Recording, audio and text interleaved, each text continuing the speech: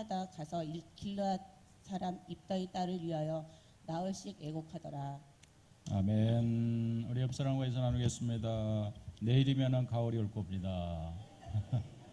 예. 실제로 내일이 입추입니다. 그래서 여러분 오늘 하루만 견디면 바로 가을로 넘어가니까 오늘 하루를 주일 이 교회에서 잘 보내면은 서늘한 바람이 내일은 반드시 불어올 줄로 믿습니다.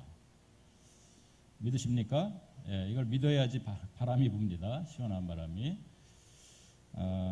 세상에 이런 사람도 없습니다. 이런 제목으로 함께 말씀을 나누고자 합니다.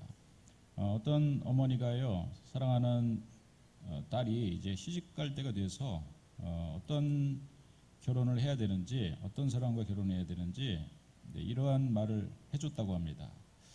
아침잠이 많은 남자와 결혼하지 마라. 아침에 게으르면 사람이 오후에 부지런한 사람을 찾아볼 수 없다. 물건을 집어던지는 사람과 결혼하지 마라. 나중에는 사람을 집어던지기도 한다. 부모에게 함부로 말하는 사람과 결혼하지 마라. 부모에게조차 그렇다면 너까지 오는데 오래 걸리지 않는다. 느린 팔자걸음을 걷는 사람을 조심하라. 내가 벌어오고 먹여줘야 할지도 모른다. 긴가민가 하는 사람과 결혼하지 마라. 이 사람 아니면 살 수 없었던 사람도 헤어질 수 있다. 성공한 사람을 너무 기대하지 마라. 한 번도 실패하지 않았다면 인생을 안이하게 살았다는 증거다.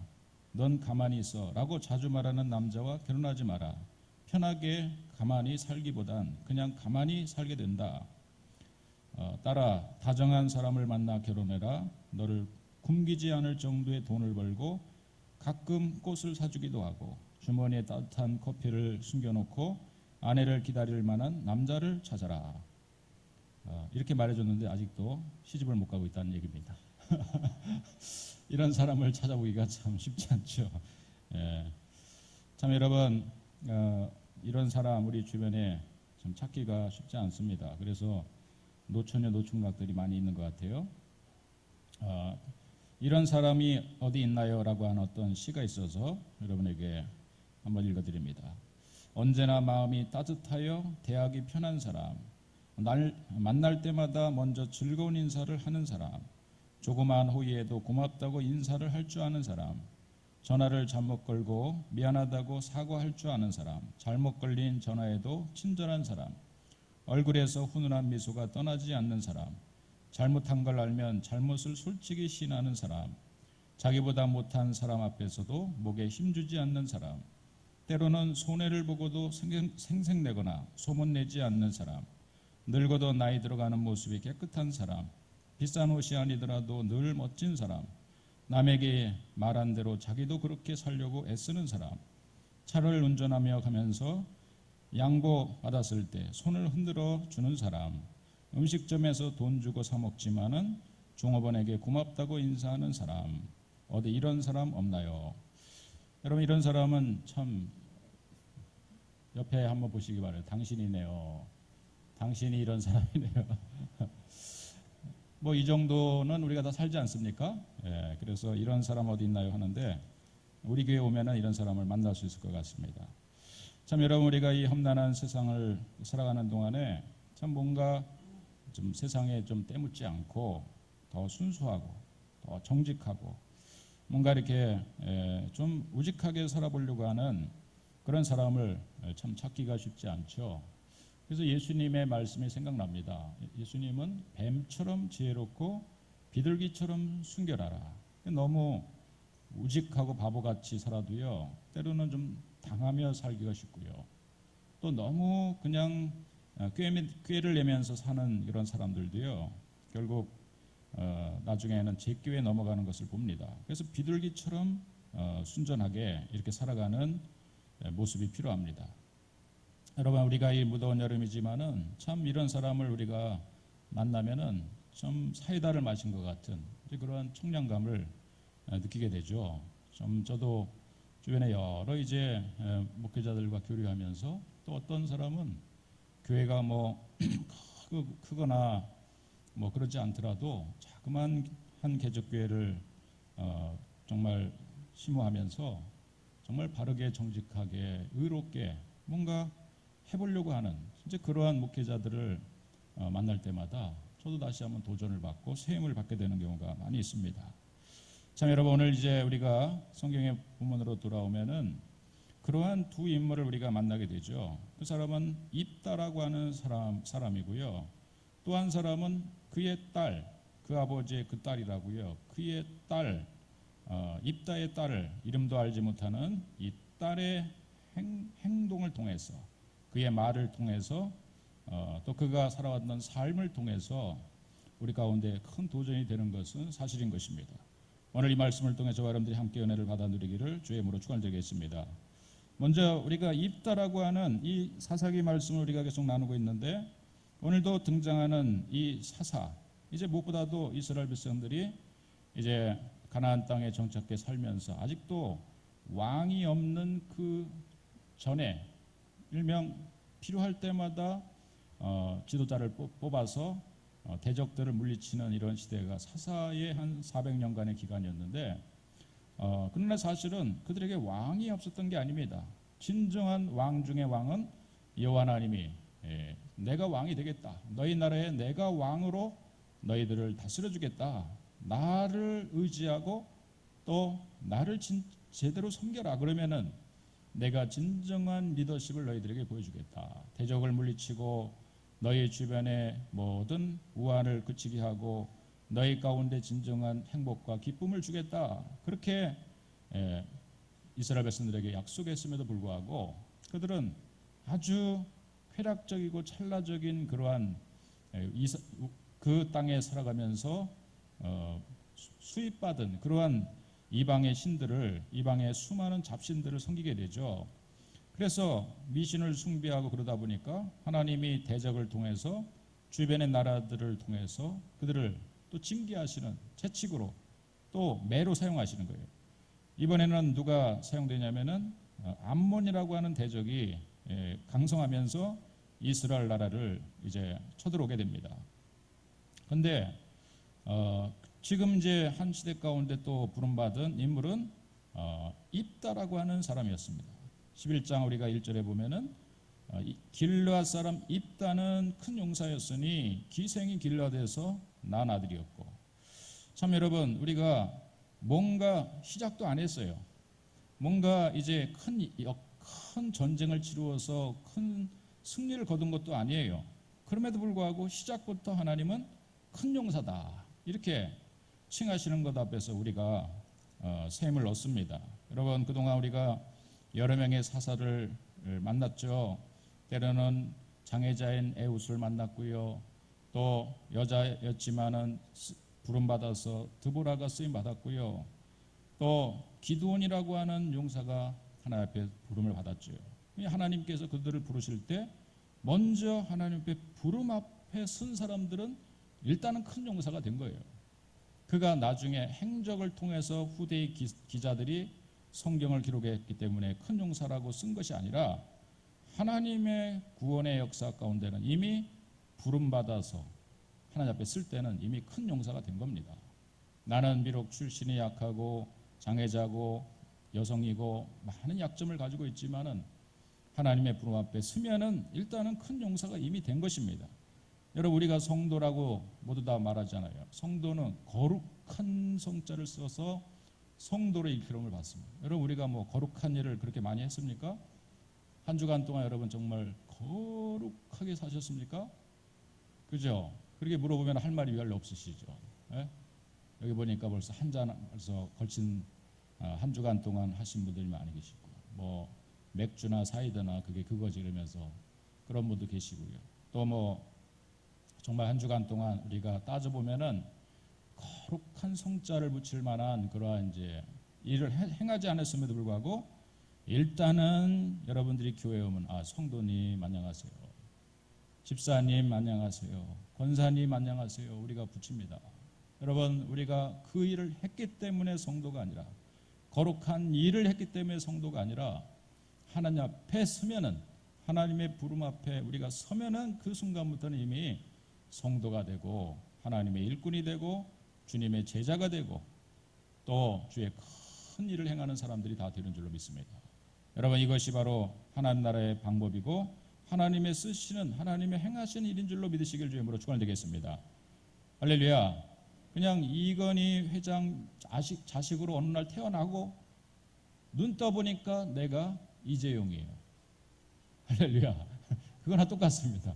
나는 한 일이 아무것도 없는데 눈 떠보니까 성도가 된 거예요. 하나님이 만세전부터 예정해서 택하여 부르심을 받기로 작정된 영혼을 2017년도 오늘 이 무더운 8월 여름에 여러분들을 정말 내가 무화과 나무 있을 때, 나무 밑에 있을 때 내가 너를 보았노라, 나다나엘을 그렇게 하면서 부르시듯이 물고기 잡고 있는 베드로에게 너를 이제는 고기 잡는 어부가 아니라 사람을 낚는 어부가 되게 하리라 하면서 불러주실 때 베드로는 이미 위대한 반석이 됐던 것처럼, 여러분 우리가 부름받는 순간 앞에 내가 서면은 그때부터는 큰 용사가 된다는 사실을 믿으시기를 주임으로 축원드리겠습니다. 따라볼까요? 나는 큰 용사다. 여러분 이러한 나 자신의 정체성을 분명히 가지고 믿음 생활을 한다면은요, 마귀가 두렵지 않고 환난이 무섭지 않고 고난이 와도 이길 수 있는 그러한 힘이 생기는 거예요. 오늘 여러분 우리가 이제 이 입다 얘기를 함께 나누는데, 입다는 사실은 출신 배경을 보면은 절대 큰 용사가 아니었습니다. 출신 배경을 큰 용사다 이렇게 칭해놓고요, 11장 1절에서는 큰 용사였으니 라고 하면서 그 다음 말이 완전히 다른 말이에요. 큰 용사라면 큰 용사답게 할아버지가 여우수와 장수였다 이렇게 나오면은 좋겠는데 그렇게 나오지 않습니다. 큰 용사였으니, 같이 읽어볼까요? 11장 1절 시작. 길르앗 사람 입다는 큰 용사였으니 기생이 길르앗에서 낳은 아들이었더라. 이렇게 시작됩니다. 그리고 이어진 2절의 말씀 보면은 길르앗의 아내도 그의 아들들을 낳았더라. 그 아내의 아들들이 자라매 입다를 쫓아내며 그에게 이르되 너는 다른 여인의 자식이니 우리 아버지의 집에서 기업을 잊지 못하리라 한지라. 이에 입다가 그의 형제들을 피하여 돕당에 거주하며 함에 잡류가 그에게로 모여와서 그와 함께 출입하였더라. 그러니까 여러분 큰 용사하고 아무 상관이 없어요. 서자로 태어나가지고요, 형제들한테 미움을 받아서 너는 우리의 기업을 잊지 못할 자라고 하면서 너는 나가 그래가지고 쫓겨났어요. 그래서 이제 저 높당, 정말 그것은 수많은 비류들이 모인 그런 땅이에요. 요즘 말하면은 사회 약자, 그런 소외자들이 모여가지고 그곳에서 어떤 쫓겨난 사람들이 모여가지고 그룹을 이루고 있는 그런 곳이 당시에 돕당이었다는 사실이에요. 마치 다윗이 처음에요, 사울 왕이 쫓겨다니면서 사무엘상 22장 2절에 보면 환난 당한 모든 자, 빚진 모든 자, 마음이 원통한 자가 다 그에게로 모였고 그는 그들의 우두머리가 되었는데, 이렇게 시작하는 것처럼 정말 그 사이에 많은 소외층들이, 또 이제 사업하다가 망한 사람들이, 또 때로는 사회 불망 세력들, 뭔가 나는 이 대통령을 찍었는데 떨어졌어요. 그래서 그런 비통한 마음을 계속 갖다 보니까 사회에 불만 세력이 됐어요. 그러다 보니까 아예 그냥 이 사회에서 그냥 벗어나서 그냥 혼자 산에 가서 요즘 나 혼자 산다, 혹은 나는 자연인이다, 이런 사람들이 많이 있는데, 그런 사람들이 모인 곳이 바로 돕당이었어요. 그곳에 이제 가서 그곳에서 이 입다는 우두머리가 된 겁니다. 말이 우두머리죠. 깡패두목 된 거나 마찬가지예요. 이렇게 그의 인생을 보면은요, 아무것도 사실은 대단할 게 없는 거예요. 큰 용사가라고 칭함을 받기에는 부족한 사람이에요. 그러나 역사는 여기부터 시작되는 줄로 믿습니다. 여러분 우리 인생 가운데도 여러 가지, 여러분 우리가 도무지 이런 사람은 안 돼, 나는 안 돼, 나는 뭔가 앞으로도 가능성이 없어, 이렇게 생각하더라도 우리가 11장의 말씀을 읽으면서 나도 그렇게 생각할 수 있지만, 그러나 여러분 11장의 말씀으로 끝나지 말고 12장으로 넘어갈 수 있는 우리의 인생이 되기를 주임으로 축원드리겠습니다. 축원드리겠습니다. 그건 뭡니까? 이제 하나님의 행하시는 일들이 시작이 되는 거예요. 비록 깡패들만 모아놓은 이런 집단이지만은, 그러나 그 사회에는 그러한 뭔가 공동체, 이 사회 사람들이 서로 네트워크가 돼서 뭔가 한 정신 한 마인드를 가지고 모일 수 있는 이런 때가 아니었어요. 왜냐하면 사사는 각각 자기의 소견대로 살았던 시대였기 때문에. 다 지가 잘난 겁니다. 여러분, 다 지가 잘난 사회는요 서로 모이기도 힘들어요.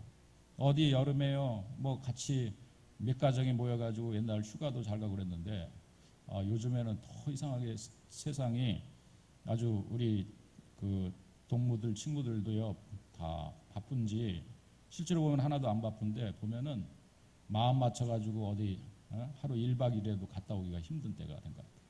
여러분들 어떻습니까? 여러분들 뭐 마음 맞추는 이런 동무들이 있습니까? 여러분, 우리 교회 안에 우리 서로 간에 참 좋은 친구가 되어 주시기를 다시 한번 주의 이름으로 축원드리겠습니다. 그래서 우리 청끼리 이렇게 막 여름에 같이 어디 마음을 맞춰가지고 휴가를 같이 간다든지, 참 이러면은 끈끈한 이런 형제가 참 유지될 것 같아요. 교회에서 지원금을 주지 않더라도 여러분이 알아서 잘 친해지시기를 축원드리겠습니다. 할렐루야, 할렐루야. 예, 참 이런 게 필요한 것 같아요. 그런데 이렇게 그 사회 속에서는 뭔가 끈끈하게 서로 하나가 돼서 공동체로 묶여 있는 어떤 집단을 만나기가 힘들었던 거예요. 그러니까 이제 암몬 안에 적이 쳐들어옵니다. 그런데 막상 암몬의 적을 누군가 맞서가지고 전쟁을 치러낼, 또 앞장서서 치러낼 사람이 없는 거예요. 그러니까 이제 그 가운데서 이 이스라엘의 방백들이 누구를 찾아오냐면 입다를 찾아오게 된 거예요. 그러면서 제발 우리의 지도자가 되어 주십시오.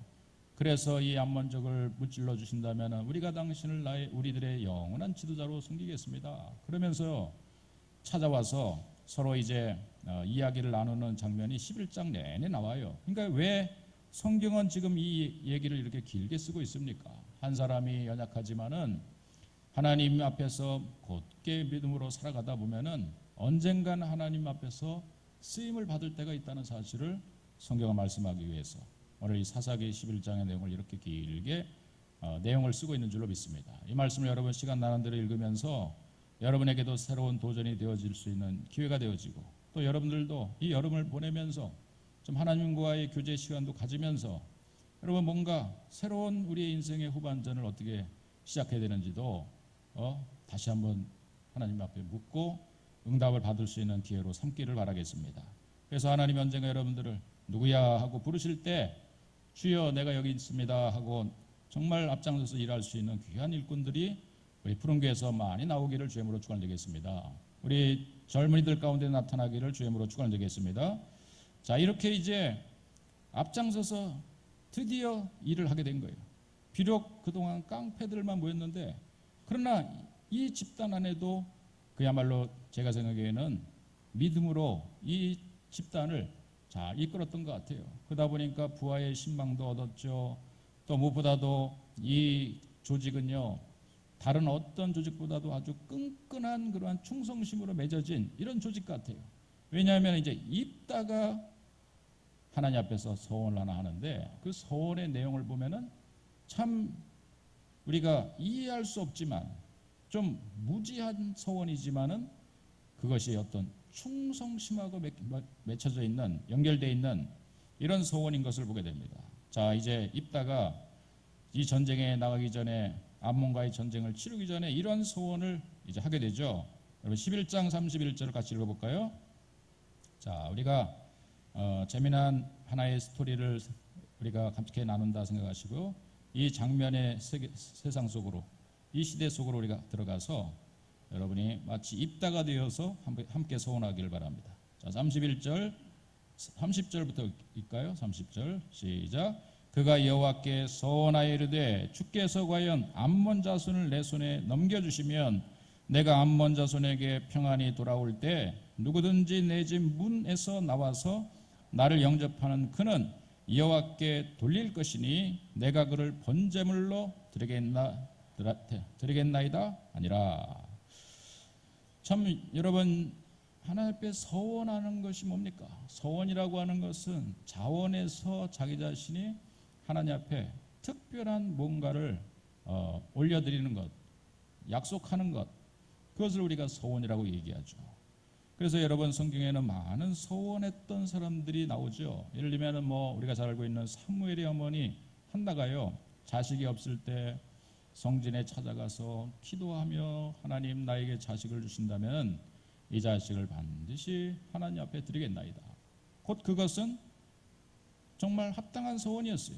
당시에는 성전 안에서 진정으로 24시간을 살고 그곳에서 그 전에 있는 제사장으로부터 제사의식을 배우고 또 영감을 물려받아서 갑절의 영감을 받아서 계속해서 영적인 일을 감당할 수 있는 그런 사람들이 필요한데, 이제 한나는 그것의 중요성을 알고 자기 자식을 하나님 앞에 성전에 바치기로 헌신하죠. 서원하죠. 그래서 하나님께서는 그 기도에 응답하셔가지고 사무엘을 낳게 하셔서 하나님 앞에 서원한 대로 점 젖을 떼자마자 사무엘을 하나님의 성전에 드린 것을 우리가 보게 됩니다. 삼손도 마찬가지고요. 많은 우리가 구약원에서는 하나님과의 약속을 통해서 하나님 앞에 서원을 통해서 또 하나님이 응답하심을 통해서 우리 인간과 하나님과 서로 아름다운 교류가 이루어지는 것을 보게 됩니다.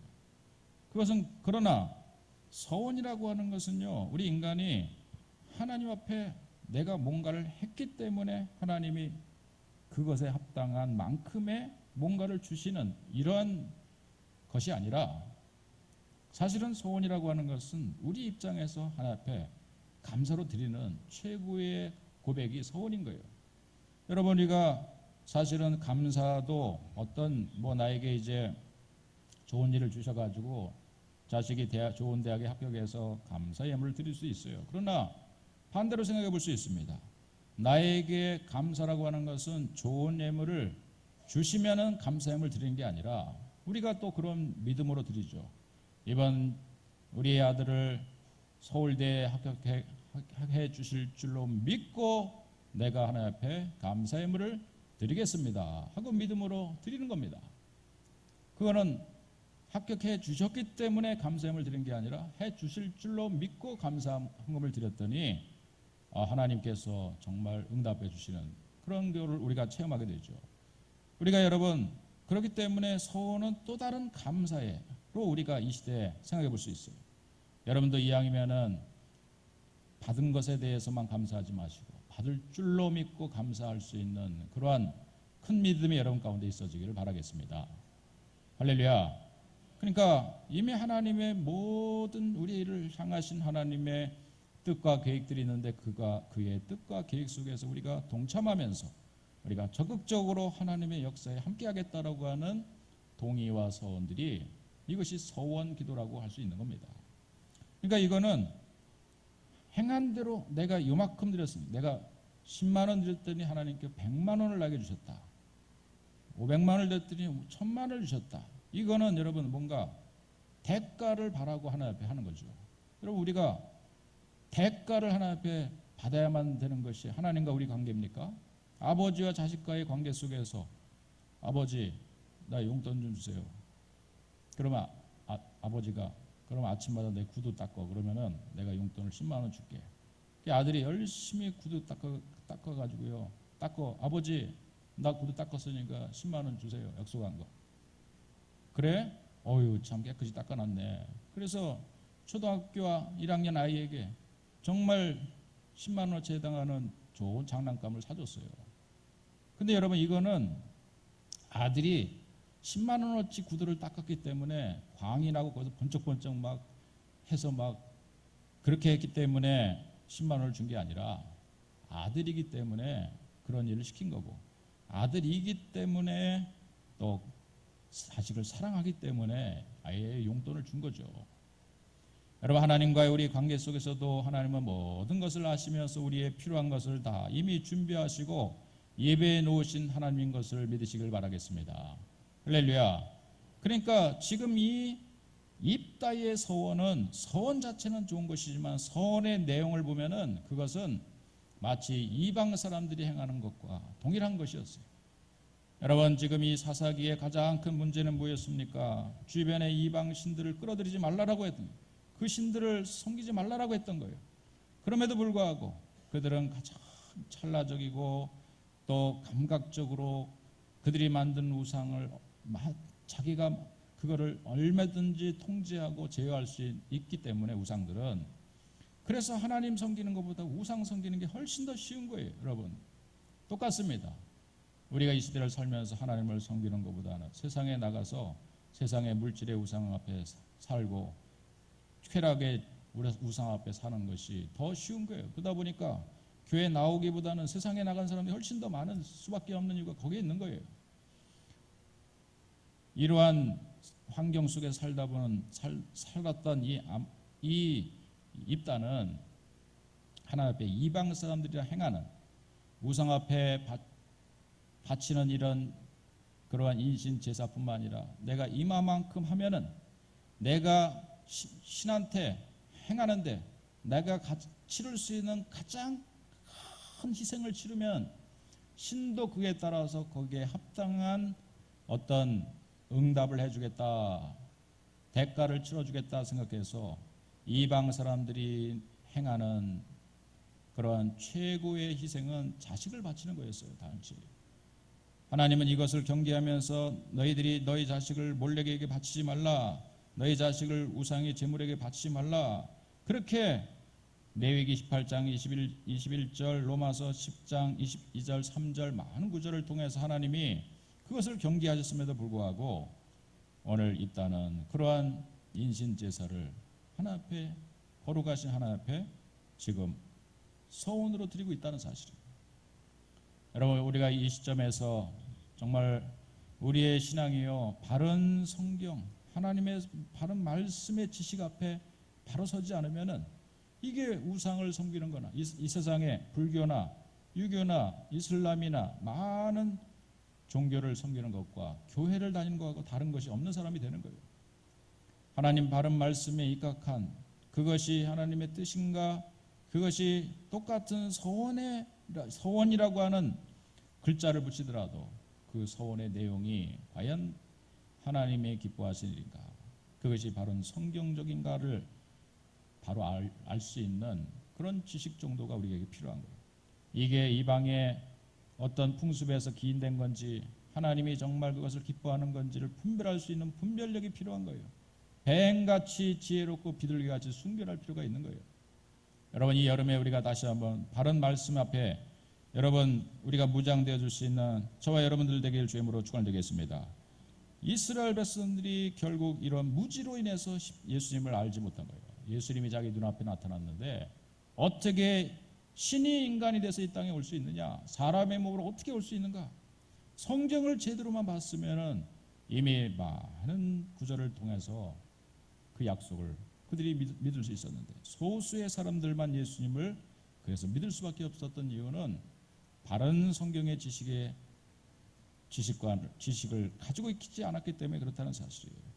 믿음은 들음에서 나고 들음은 그리스도의 말씀에서 나는 줄로 믿으시길 바랍니다. 할렐루야. 바로 서원은 좋았지만 자식을 바치는 그것은 하나님이 기뻐하지 않는 거였어요. 물론 우리가 저 아브라함의 독자 이삭을 바치는 예를 볼 수 있지만 그것은 하나님의 주관적으로 하나님께서 구속사적인 계획 속에서 먼 날 오실 예수님을 예표할 수 있는 그런 예표적인 사건을 하나님이 준비하신 것이지, 독자 이삭을 실제로 죽였습니까? 독자 이삭을 바치는 희생의 헌신, 그것은 하나님이 받으셨지만은 실제로 인신제사를 받으신 것이 아니었다는 사실이에요. 오늘 여러분, 그러나 입단은 그런 소원을 합니다. 그러나 이제 진짜 이야기는 여기서부터 우리가 출발할 수 있을 것 같아요. 이러한 이제 어쩌면은 무지함으로 인해서 서원한 것을 오늘 과연 그러면은 그 결과가 어떻게 됐는가? 입다가요 이제 전쟁을 치르고 큰 승리를 거두게 됩니다. 그리고 승리의 전리품을 가득 싣고 수많은 이제 환호하는 사람들 사이로 드디어 자기가 살고 있는 미스바라고 하는 곳으로 자기 집에 있는 곳으로 이르게 될 때 여러분 놀라울 일이 벌어졌습니다. 가장 먼저 나와서 환영하는 그 사람을 소원의 제물로 드리겠다고 했는데 그때 소원의 제물 가장 먼저 자기의 얼굴과 눈이 마주친 사람이 있는데 그가 누구였냐? 34절 한번 읽어볼까요? 여러분 34절 11장 34절 함께 읽겠습니다. 시작. 입다가 미스바에 있는 자기 집에 이를 때 보라 그의 딸이 소굴을 잡고 춤추며 나와서 영접하니 이는 그의 무남 동료라.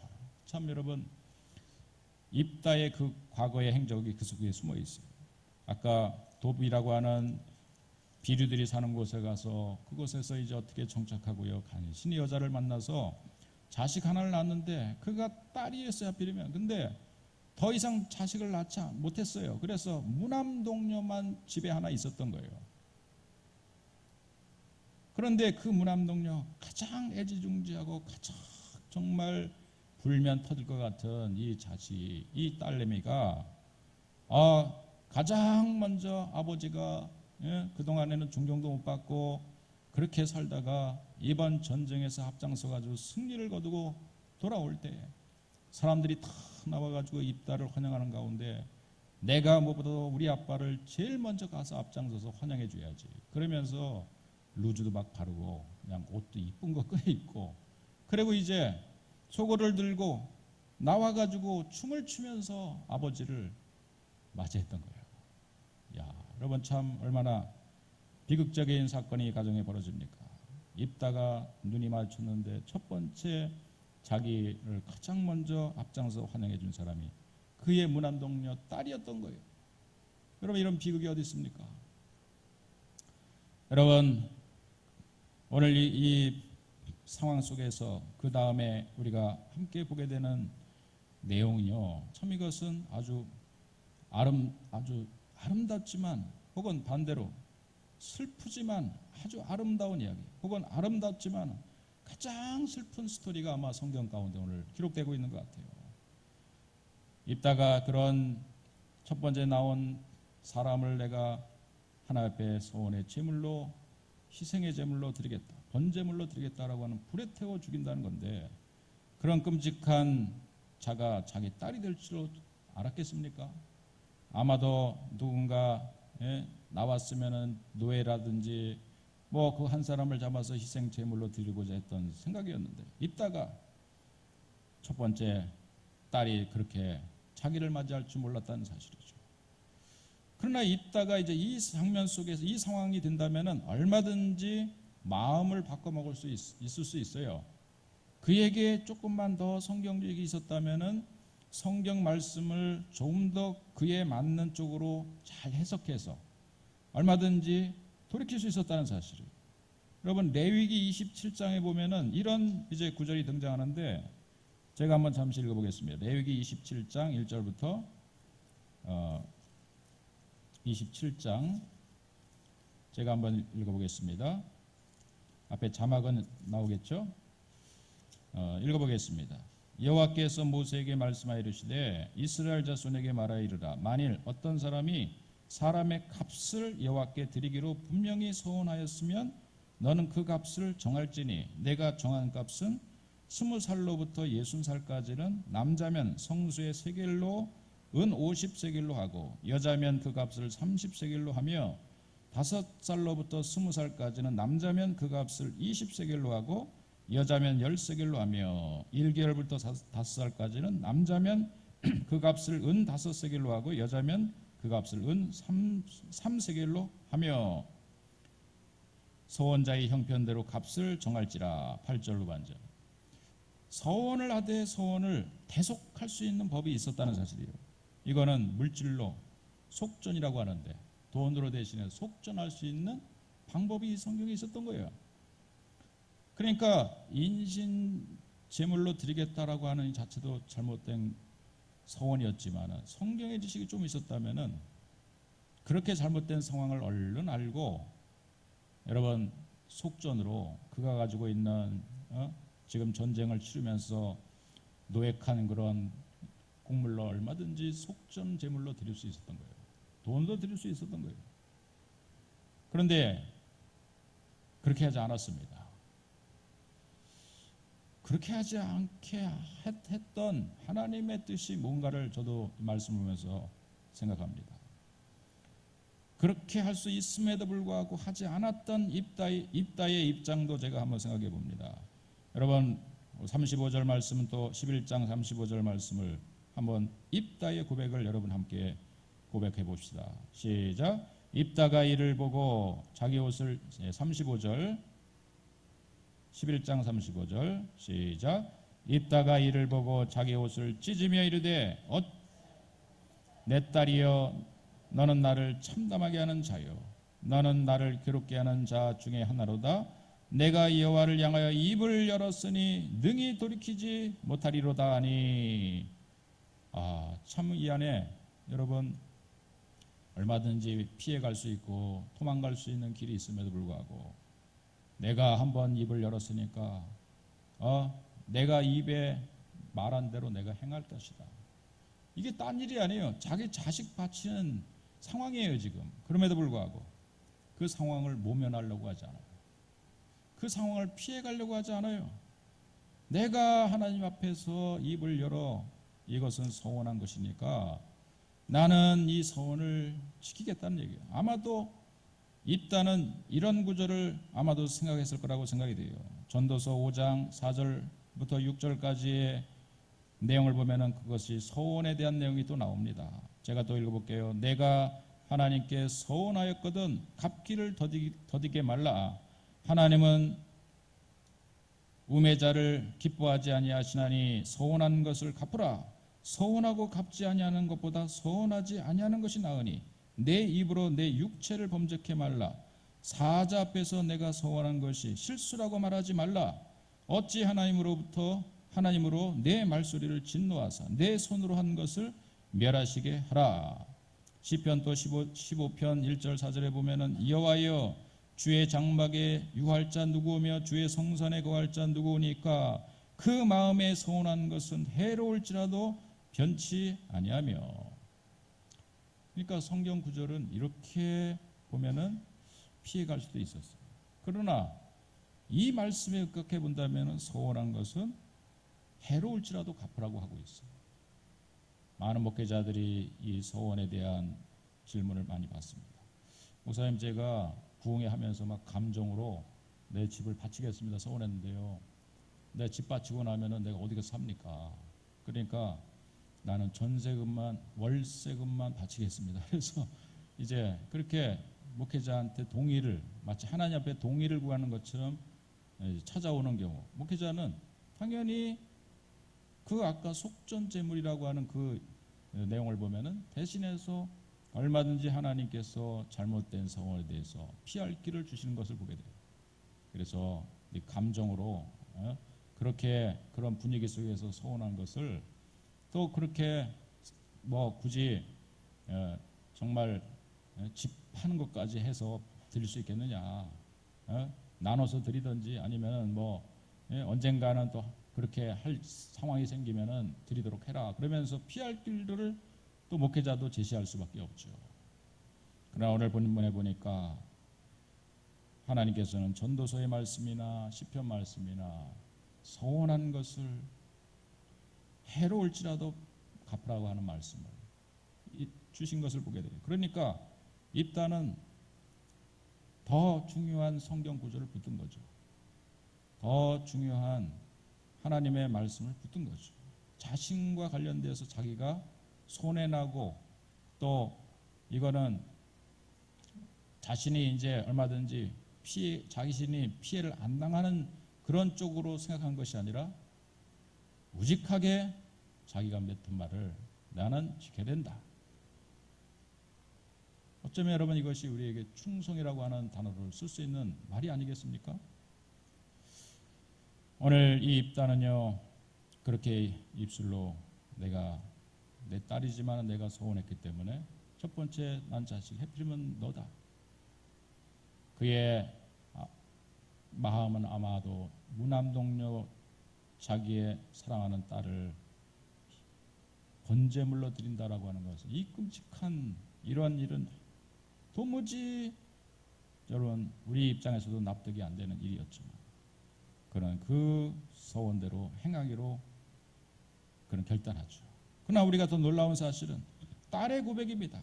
그 아버지의 그 딸, 여러분 36절을 통해서 그 딸은 어떤 고백을 하는지 함께 나누겠습니다. 시작. 딸이 그에게 이르되 나의 아버지여, 아버지께서 여호와를 향하여 입을 여셨으니 아버지의 입에서 낸 말씀대로 내게 행하소서. 이는 여호와께서 아버지를 위하여 아버지의 대적 암몬 자손에게 원수를 갚으셨음이니이다 하니라. 이 딸내미는 더하는 거예요. 그러니까 어떤 가정에 보면은 이제 사모님 무서워가지고 우리 목사님들이 꼼짝 못하는 경우도 있는데 딸을 가진 집에 보니까요 딸내미 무서워가지고 꼼짝 못하는 그런 집도 많더라고요. 예? 그러면서 딸내미가 우리 마누라보다 더 잔소리한다고. 예, 저도 그런 딸을 좀 갖고 싶습니다. 그런데 이 딸이 더 한 거예요. 아버지가 나는 내 입에 말한 말을 나는 지키겠다라고 하니까 거기다 딸은요 거기다 신학적인 의미를 겸부를 시킨 거예요. 그래서 아버지가 한번 행하기로 했으면 지켜야 된다. 그것도 얘기할 뿐만 아니라 두 번째는 아버지께서 아버지를 위하여 아버지의 대적 암몬 자손에게 원수를 갚으신 것. 그 암몬 자손과의 전쟁에서 승리를 거두게 하신 것은 아버지가 그런 서원을 했고 그 서원을 하나님께서 기뻐 받아주셨기 때문에 이 전쟁에서 승리케 하신 것이다. 결과적으로. 그렇기 때문에 나는 거기에 합당하게 희생 제물로 쓰여져야 되는 것이 당연하다. 그러면서 순종하고 그것을 용납하고 받아들이는 이런 자세를 딸내미가 갖게 되는 거예요. 이름도 나와 있지 않은 이 딸이요. 여러분들 딸 잘 키워가지고 여러분보다 더 큰 믿음의 승리자의 길을 걸어갈 수 있기를 이 시간에 주의 이름으로 간절히 축원드리겠습니다. 딸내미 무서워서 자식 무서워서 신앙생활 열심히 할 수 있는 우리 푸른교회 성도님 되기를 축원드리겠습니다. 아버지 뭐해? 교회 갈 시간인데 아직도 옷도 안 입고 뭐해? 그러면서 막 아들내미가 딸내미가 막 너는 왜 안 가냐? 나 청년부 예배는 1시야. 그러면서 여러분 그런 아들을 두기를 주의 이름으로 축원드리겠습니다. 이 정도 됐으면 일단은 자식 잘 키운 거예요. 이 정도 됐으면 이 딸이 그렇게 된 거예요. 그런데 자기한테 손해가 나는 거예요. 자기가 죽어야 되는 거예요. 그럼에도 불구하고 그는 이제 아버지께 마지막 부탁합니다. 내가 처녀로 죽는 것 참 이거는 애통스러운 일이니까 나에게 2달의 말미를 주시면 친구들과 함께 저 산에 올라가서 2달 동안 이 죽음을 준비하고요. 그때 내려와서 내가 죽겠습니다. 그러면서 애국의 기간을 2달간 갖고 내려와서 어떤 사람은 어떤 자유주의 신학자 혹은 좀 진보적인 신학자들은 실제로 딸이 죽지 않고 성전에 바쳐진 것이다. 이렇게 해석하는 사람이 있는데 번제물이라고 분명히 성경에 말씀하고 있다면은 그를 태워서 죽인 거예요. 참. 여러분 오늘 우리가 슬프지만은 아름다운 이야기 혹은 아름답지만 슬픈 한 사사기의 이야기를 오늘 함께 나누었습니다.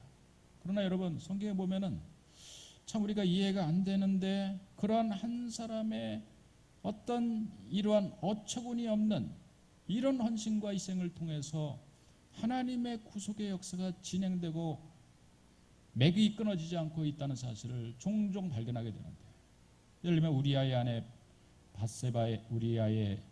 아내 바세바의 남편이었던 우리아의 얘기를 사무엘하에서 만나게 돼요. 우리아 그는 바세바를 아름다운 자기 아내를 둔 남편이었는데 어느 날 다윗이라고 하는 그 당시 위대한 용사 그 이전에는 골리앗을 거꾸로 트리며 하나님이 크게 쓰임받고 하나님의 구속사의 주인공으로 쓰임받던 다윗도요 어느 날 그가 미혹에 넘어가요. 우리아의 아내 바세바를 범합니다. 그 사실을 바세바는 속입니다. 속은 것은 우리아라고 하는 이 우직한 남편이에요. 전쟁에 나가서 열심히 사고 열심히 일하고 열심히 자기의 가족을 위해서 희생한 것밖에 없어요. 나라를 위해서 오직 충성된 일꾼으로 쓰임받은 것밖에 없어요. 근데 뒤에서는 다 나쁜 짓 한 놈들만 다 주변에 있는 거예요. 그거 사실을 속이기 위해서 어느 날 다윗이 우리아를 불러요. 그래서 네가 오늘 밤 가가지고 임신한 사실을 속이기 위해서 네가 오늘 수고했으니까, 그동안 전쟁에서 싸우느냐고 수고했으니까 오늘 밤 네 집에 가서 휴가를 주겠다. 아내와 함께 자라. 그랬더니 사무엘하 11장 11절에서 이렇게 우리아는 고백하죠. 우리 내 부하들, 내 장군 요압, 또 무엇보다도 하나님의 임재의 상징 법궤가 전쟁터의 한복판에 나가서 지금 전쟁을 치르고 있는데 내가 집에 가서 편하게 잠을 자며 아내와 잠자리를 할 수 있겠습니까?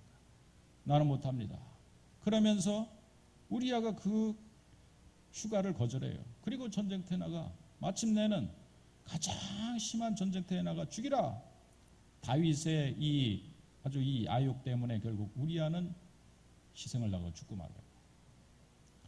성경이 사무엘상하를 진행하면서 그동안에 하나님의 구속사의 맥을 이어왔던 것은 위대한 소년 다윗이었고 위대한 왕 다윗이었어요. 그러나 그 순간만큼은 그는 가장 비열하고 가장 악랄하고 가장 사단의 소나기에 붙잡힌 자가 되어버리고 말아요.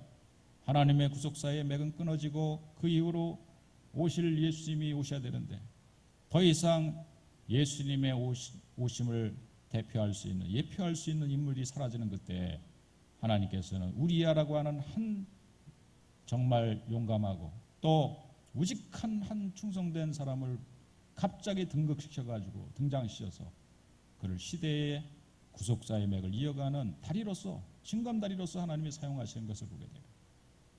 오늘의 말씀을 우리가 어떻게 이해해야 됩니까? 이 본문을 우리는 어떻게 과연 받아들여야 됩니까? 소원을 하지 말라 하라, 우리가 여러 가지로 이 말씀을 해석할 수 있겠지만 하나님 오늘 이렇게 슬픈 이야기를 오늘 이 본문에 기록한 것은 이제 앞으로 이 구약의 말씀이 맞춰지고 신약의 말씀이 시작될 터인데 그때 한 슬프지만 아름다운 이야기, 아름답지만 슬픈 한 이야기가 나오게 되죠. 하나님이 세상을 이처럼 사랑하사 우리를 사랑해 주셨는데 우리 인간의 죄로 인해서 마침내 지옥의 형벌을 받게 될 터인데 가장 사랑하는 아들 하나님은 우리를 사랑하시고 우리를 구원하시기로 작정하셨는데 그런 약속을 결코 아브라함하고 맺으시고 모세와 맺으셨는데 그 약속을 파기할 수 없었던 거예요. 그런 그 희생의 아들이 누구였냐면 하나님의 외아들이었던 거예요. 예수님이 십자가에 마침내 달려 죽으시게 되는데 예수님은 할 수만 있으면 이 잔을 내게서 옮기시옵소서. 가장 무서운 형벌을 받는 게 아닙니까? 번제물로 그 자신이 올려지는 거예요. 그러나 마치 오늘 입다의 딸처럼 성부 하나님이 계획을 세우시고 이 일을 통해서 온 인류가 구원을 받고 또 수많은 사람들이 나로 인해서 다시 살 수 있다면, 지옥 가지 않고 다시 살 수 있다면 주여 내가 이 잔을 받겠나이다 하면서 십자가에 달려 죽으신 예수님을 예표하는 인물로서 오늘 하나님께서는 이 사사기 한복판에 입다의 딸을 등장시키고 있는 겁니다.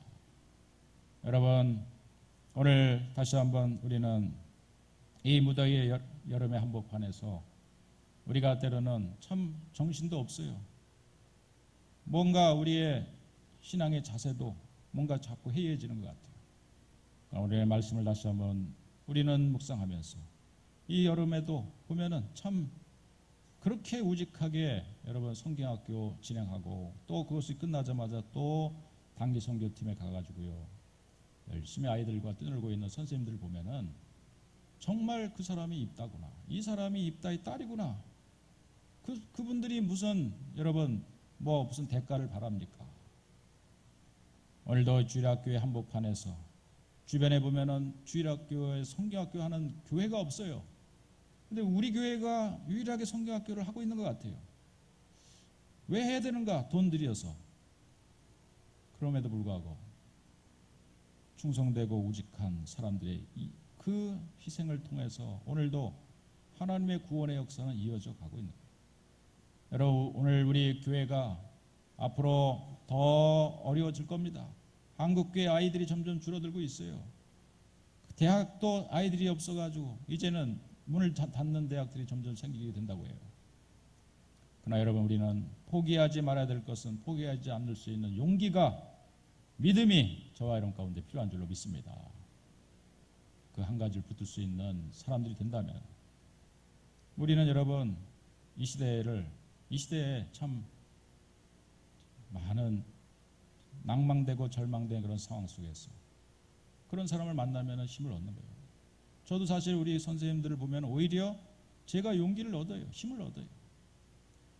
여러분, 오늘 이 자리에 다시 한번 한 사람의 입다의 딸의 이러한 우직한 헌신, 그 아버지의 입다의 이 충성을 통해서 하나님의 구원의 역사를 이루고자 하시는 이 정말 모든 사람들이 다 지멋대로 살고 있는 시대 가운데 아무도 알아주지 않고 아무도 빛 없이 이름도 없이 살고 있는 한 사람을 통해, 이름조차도 지금 없는 이 입다의 딸을 통해서 하나님의 위대한 역사는 진행되고 있었던 사실이죠. 그 한 사람으로 우리 푸른교회 성도님들이, 이 자리에 있는 저와 여러분들이 함께 동참할 수 있는 은혜가 있어지기를 주의 이름으로 간절히 축원드리겠습니다. 함께 기도하겠습니다. 주여, 오늘도 이 시대에 참 한 사람의 정직하고 바른 사람, 우직한 사람, 늘 그 자리에 서 있는 사람, 늘 변함없는 한 사람을 통해서 하나님이 일하고 계신다는 사실을 다시 한번 깨닫습니다. 참으로 아버지의 얄팍하고 자기 꾀에 늘 빠져서 우리가 살아가는 우리 자신의 모습도 보면서 다시 한번 이 충성된 아버지와 우직한 아버지와 또 그 딸을 보면서 우리가 다시 한번 새 힘을 얻습니다. 하나님, 오늘 이런 충성심 우리에게 주옵소서. 우리가 뱉은 말을 끝까지 해낼 수 있는 그러한 용기 있는 자들이 되게 하시고, 특별히 이 교회의 비전, 아버지 하나님의 다음 세대를 살리는, 어린 영혼을 살리는 이 비전을 우리가 하나님의 주시는 비전이고 우리의 입술로 고백한 비전이기에 함께 힘을 합쳐 아버지 하나님,